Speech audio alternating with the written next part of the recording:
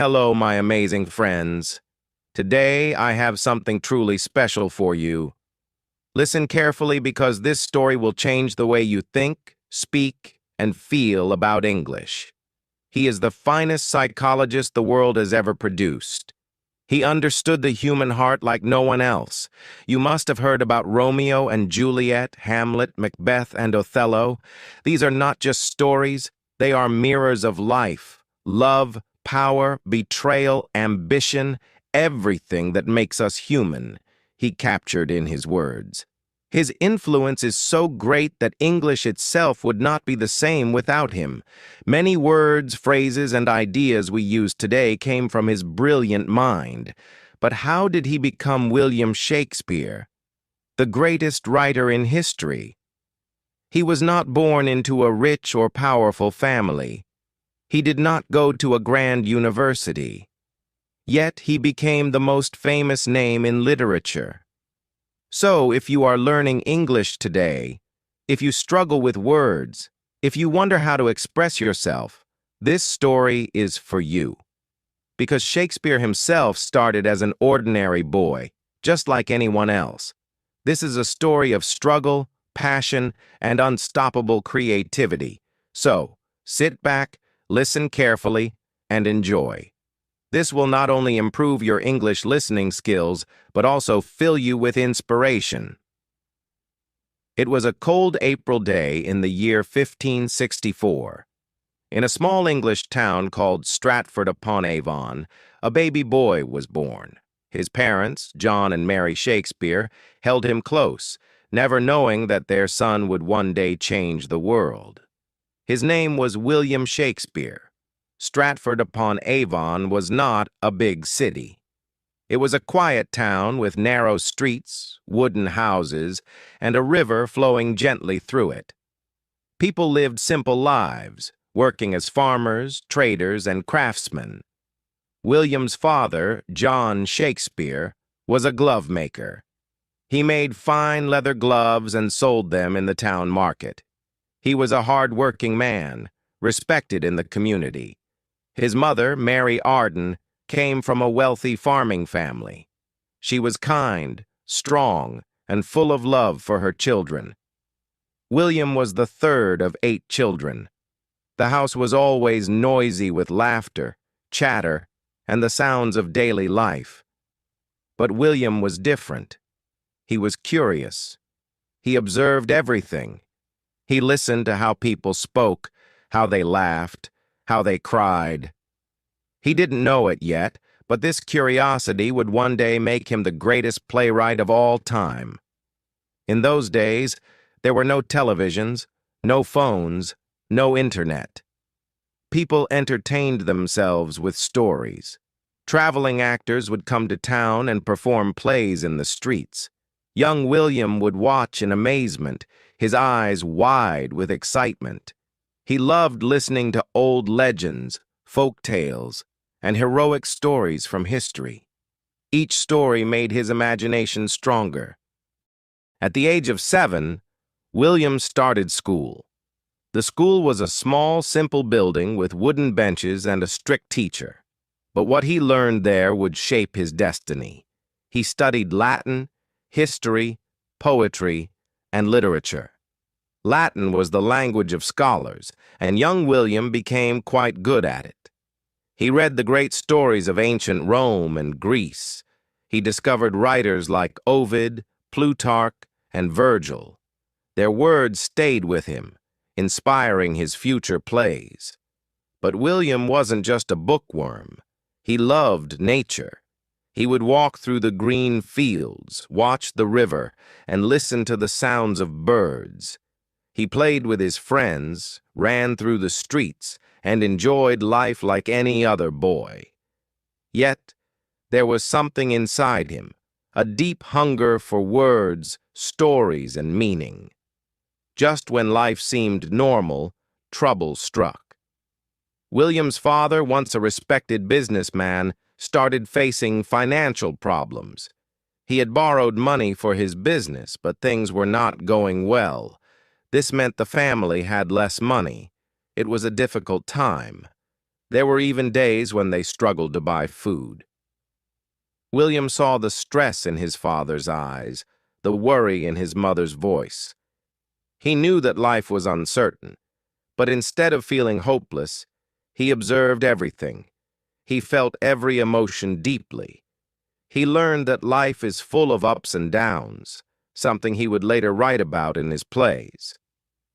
Even as a child, William had a special way with words. He would make up little poems and rhymes. He loved to act, to play roles, to entertain his friends with stories. But no one in Stratford-upon-Avon knew that this young boy would one day write the most famous plays in the world, for now he was just William, the boy with big dreams. But those dreams were about to take him far, very far. William Shakespeare was growing up fast. By the time he turned 14, he had already read many books, listened to hundreds of stories, and watched traveling actors perform in his small town. But life was not easy. His father's financial troubles were getting worse. The once respected businessman was now struggling to pay debts. His family, which had lived in comfort, was now facing tough times. Young William saw it all. He saw how quickly life could change. He understood that nothing in life was permanent. Not money, not status, not even happiness. But instead of feeling hopeless, he became more observant, thoughtful, and creative. And then, something happened that changed his life forever. By the time William turned 18, he was no longer a boy. He was a young man, and like many young men, he fell in love. Her name was Anne Hathaway. She was a beautiful, intelligent, and independent woman. But there was something unusual about their love story. Anne was 26 years old, 8 years older than William. In those times, it was uncommon for a younger man to marry an older woman. But love doesn't follow rules, and William was deeply in love with Anne. However, something unexpected happened. Anne Hathaway became pregnant before they were married. This was a big deal in those days.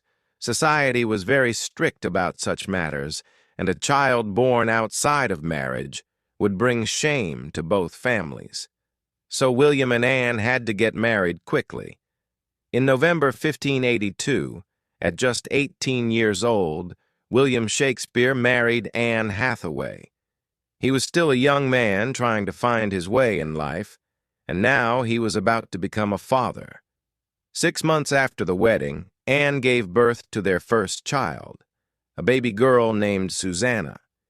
2 years later, in 1585, Anne gave birth to twins, a boy, Hamnet, and a girl, Judith. At just 21 years old, William Shakespeare was a husband and a father of 3 children. Life was moving fast. But there was one problem. How would he support his family? His father's business was still struggling, and William had no stable job. He knew he had to find a way to make money. But what could he do? He had no interest in working as a glove maker like his father. He had no land, no title, no fortune. But he had words. He had stories.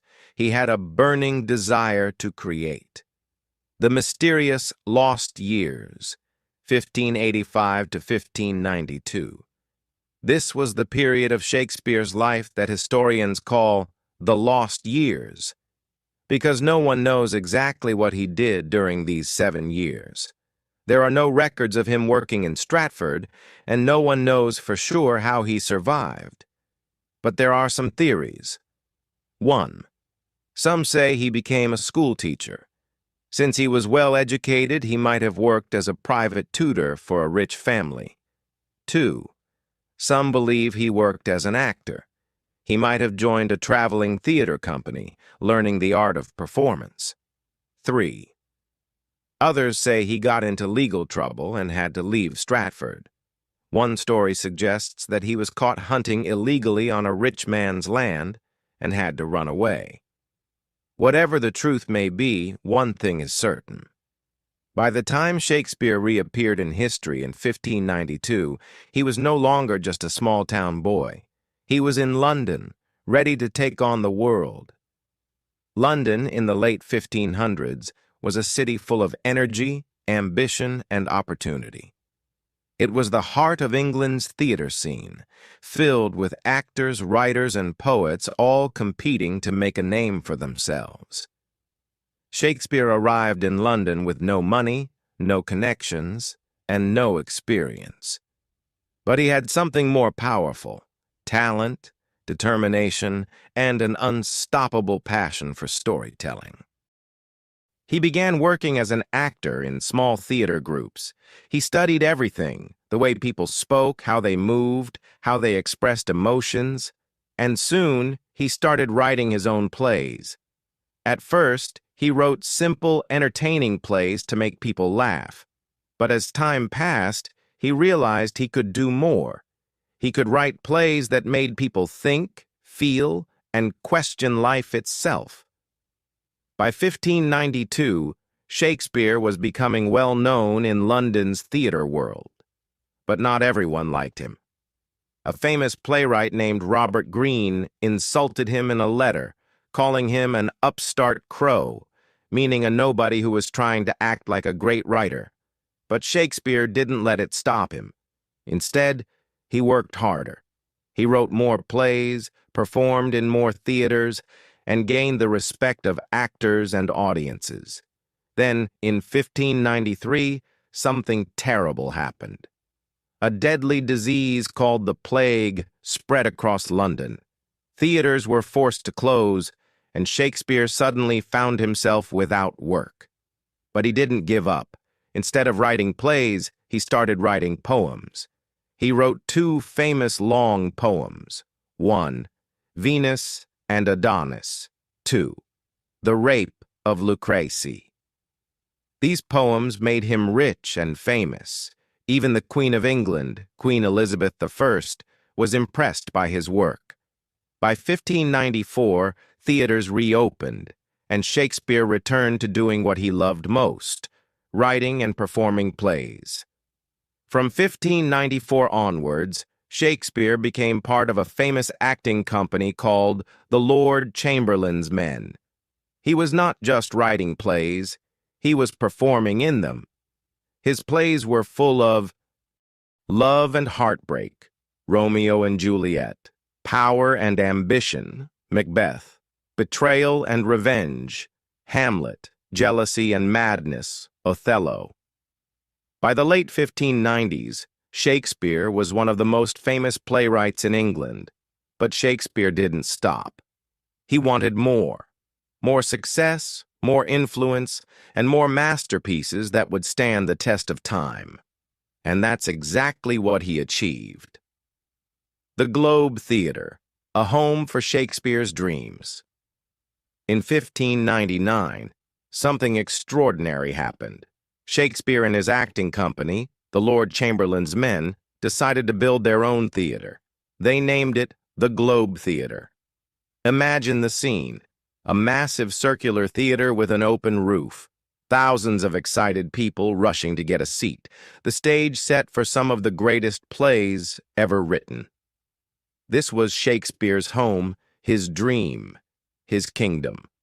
At the Globe, he performed his greatest works: Hamlet, a story about revenge, madness, and fate; Macbeth, a tale of power, ambition, and guilt; Othello, a tragic story of love and jealousy; Julius Caesar, a political drama full of betrayal.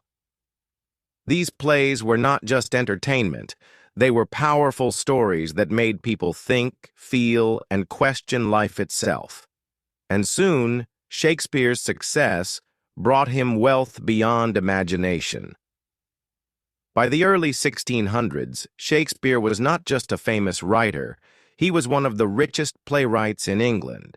He owned shares in the Globe Theatre, which brought him a huge income every time a play was performed. He earned money from published plays and poems which were sold all over England. He received royal support, which meant the king and queen admired his work. He bought multiple properties, including a grand house in Stratford called New Place.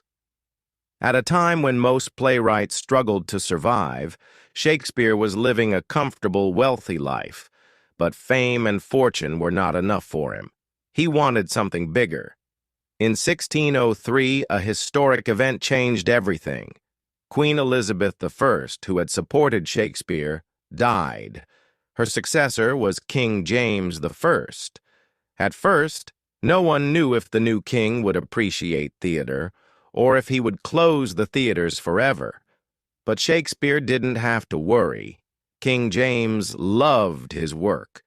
In fact, he loved Shakespeare's plays so much that he personally invited Shakespeare's acting company to perform for him. And then, something incredible happened. King James gave Shakespeare's company a royal title. They were now called the King's Men. This was the highest honor a playwright could receive. It meant they were official actors of the royal court. They were protected and supported by the king himself. They would perform in front of the most powerful people in England. Shakespeare had gone from being a glovemaker's son to the most celebrated playwright in England's history.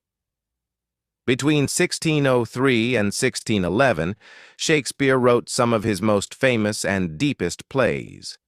These were not just stories, they were reflections of life, power, love, and loss. King Lear, a heartbreaking story of a father's betrayal. Macbeth, the dark tale of ambition and destruction. The Tempest, a magical story of forgiveness and new beginnings.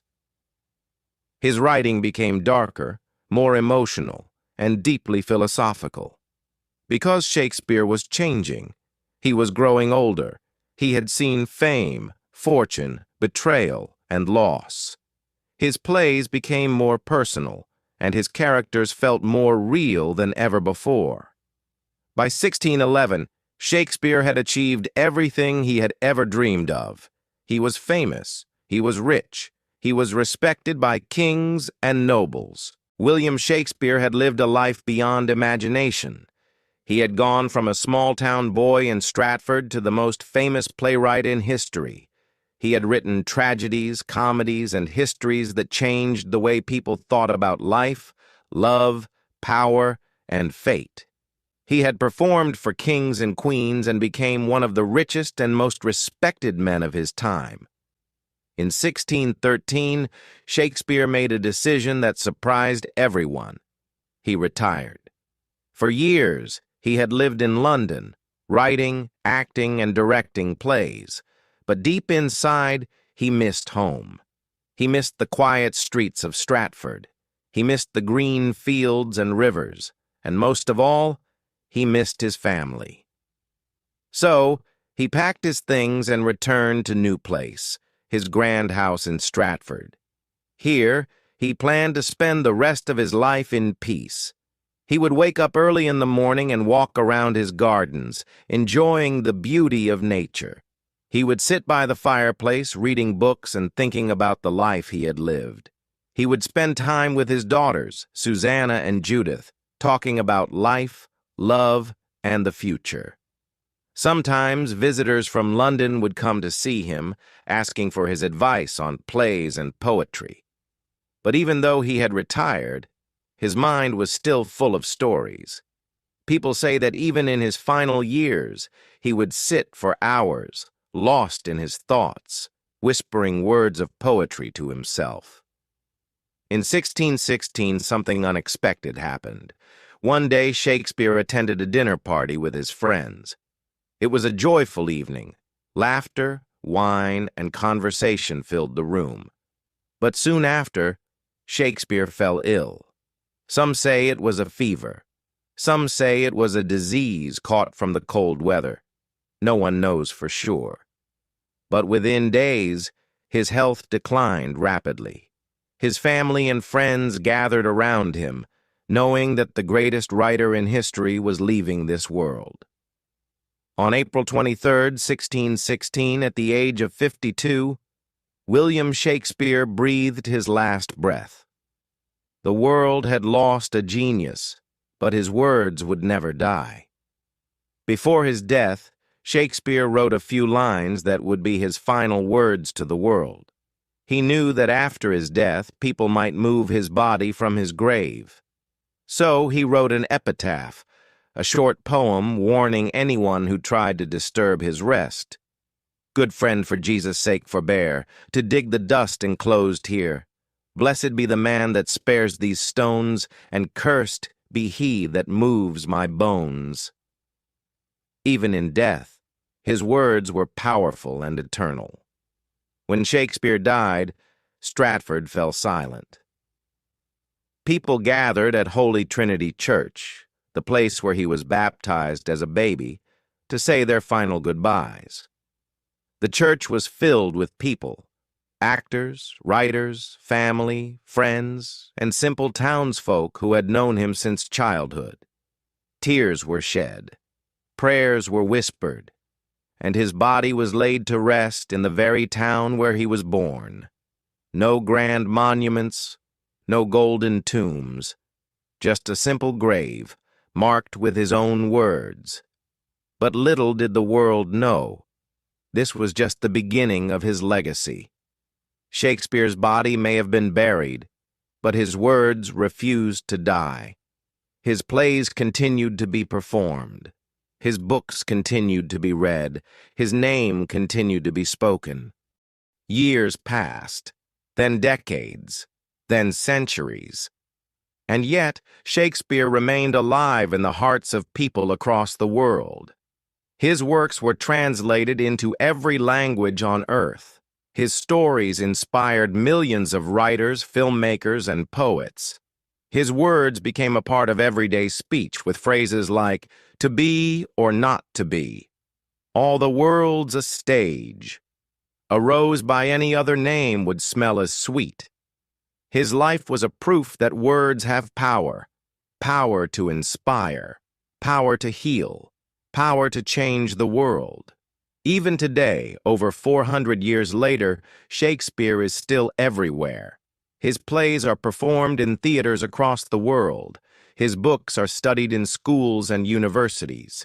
His words appear in movies, songs, and speeches, because Shakespeare understood human nature better than anyone else. He wrote about love, betrayal, ambition, jealousy, fate, and dreams, things that every human being can relate to. He showed us that love can be beautiful, but also tragic. Romeo and Juliet. Power can corrupt even the strongest hearts. Macbeth. Betrayal can come from those closest to us. Julius Caesar. Life is full of uncertainty and mystery. Hamlet. His stories remind us who we are and who we can become. If Shakespeare were alive today, he would have one message for you. Dream big. Tell your story. Never stop believing in yourself. Because he was just a small-town boy from Stratford who dared to dream beyond the ordinary. And today, his name is written in history forever. William Shakespeare's life may have ended, but his story will never end.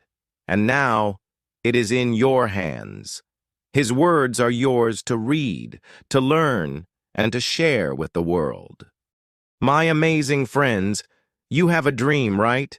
Maybe you want to be a writer, an actor, a speaker, a leader, a creator, someone who leaves a mark on this world. But sometimes fear stops you. People doubt you. You feel like giving up. Let me tell you something powerful today. William Shakespeare was just like you. He was born in a small town. He had no rich family. He had no connections. No one believed he would be famous. But he had one thing, a dream. And that dream changed the world. Now it's your turn. You have a fire inside you. You have a story to tell. You have a voice that matters. Don't let fear stop you. Don't let people tell you you can't do it. Because the truth is, You can. You are stronger than you think. You are greater than you believe. You are one step away from changing your life forever. So, my friends, never stop chasing your dream. Start today. Work hard. Never give up. And one day, just like Shakespeare, your name will be remembered. Now, if this story inspired you even a little bit, then like this video so I know you felt the power of this message. Comment below. Tell me what's your dream. Let's inspire each other. Subscribe and hit the bell icon because we are on a journey of learning, growing, and becoming unstoppable together. My amazing friends, your future is waiting for you. Go and make history. And always remember, it is not in the stars to hold our destiny, but in ourselves. William Shakespeare. And maybe, just maybe, you are the next great storyteller the world is waiting for. See you in the next video. Stay inspired. Stay unstoppable.